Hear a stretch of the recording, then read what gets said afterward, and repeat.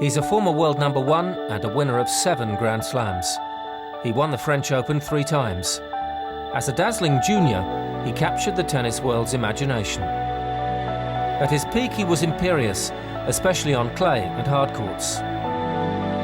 Sweden's Mats Wilander is now considered one of the all-time greats.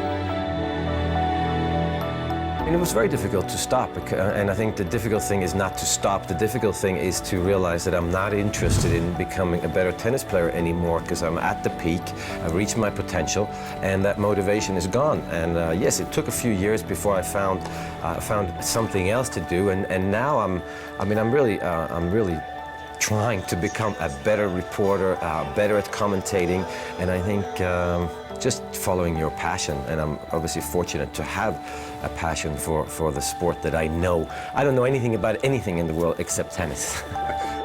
Since retiring, Wilander has built a new career as a television pundit. He has an easy on-screen rapport with today's players, but still finds time to make it back on court.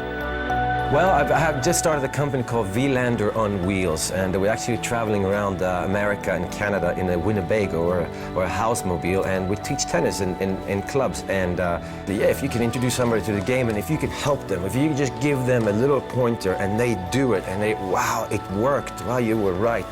The reward for me is really in people's enthusiasm. That, I can't believe you helped me. I've been trying this forever and nothing's helped. And it doesn't happen often, but when that happens, that's the reward, and that's why I'm out there teaching tennis. And basically just spread the passion for the game and meet new people and literally make more friends. So it's tennis, and I love it.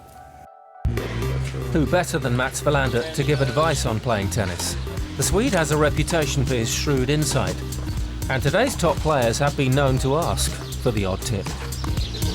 In general, I think tennis is a game of adaptation. I think you can never expect to be perfect, even though Roger Federer has gotten pretty close a lot of times. But I think you have to search every day for something to work on. There's always something, and nothing's going to come easy. So I think, again, it's adapting to different styles, different conditions, different circumstances. It's normal. You know, even the best players in the world are definitely not close to perfect. Roger, Rafa, Novak, Andy Murray. The game has never been so competitive. But this year, one man stands out. Is Novak Djokovic about to take Rafa Nadal's crown? You know, I'm not sure that there's a changing of the guard. I think that Rafael Nadal would be the best player for a couple of more years. I think Novak Djokovic, what he has in him is he's improving. He's improved his serve, he's improved his mannerism on the court, he's also improved his forehand, and everything else comes with it, his volleying, whatever. The danger is, I think, that Roger Federer might be slipping a little bit further behind the two, Nadal and Djokovic. But I think at the top, Rafael Nadal is going to be hard to kick off that throne. Wilander played in another golden age, when Borg, McEnroe, Lendl and Edberg took the game to a new level. So how do the eras compare? I think that in my day, we have had as much talent. I think mentally we were maybe as strong, or maybe even stronger in certain points, but I think physically they're not working harder, they're working better, they're eating better, they're most probably sleeping more, and they're more professional about every day out and day in. So, I mean, the responsibility they carry around, and they're doing it with great style.